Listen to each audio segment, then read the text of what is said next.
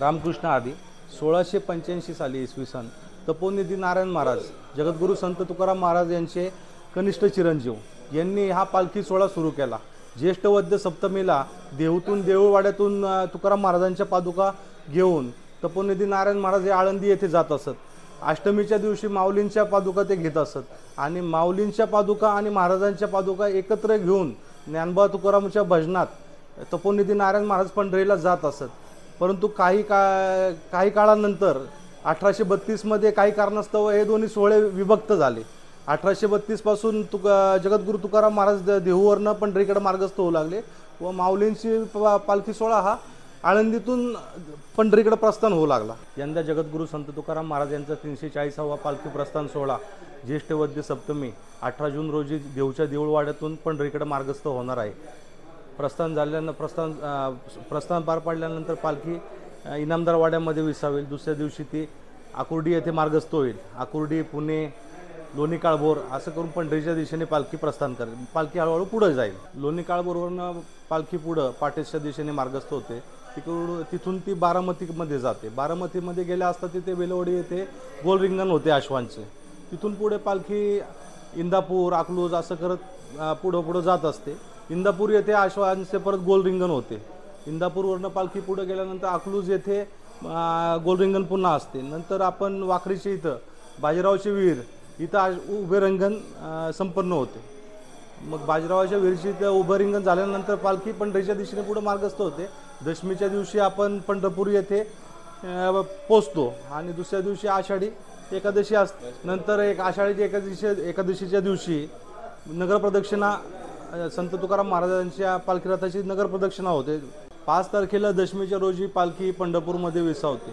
6 तारखेला पंढरपूरमध्ये महाराजांची नगर प्रदक्षिणा होते व 9 तारखेला गुरुपौर्णिमेच्या रोजी महाराजांची भेट पांडुरंगासाठी भेटण्यासाठी महाराजांच्या पादुका आपण विठ्ठल रुक्मिणी मंदिर समितीमध्ये पांडुरंगाच्या भेटीसाठी नेतो। नंतर तिथून बाहेर पडल्यावर आपले काल्याचे कीर्तन होते आणि पालखी पुन्हा देहूकडे मार्गस्थ होते। मग तेव्हा पालखी प्रथम वाखरी येथे थांबते आणि हळूहळू देहूच्या दिशेने येते। देहूला आपण एकादशीमध्ये 21 तारखेला 21 जुलै रोजी पुन्हा आपण देहू येथे येतो।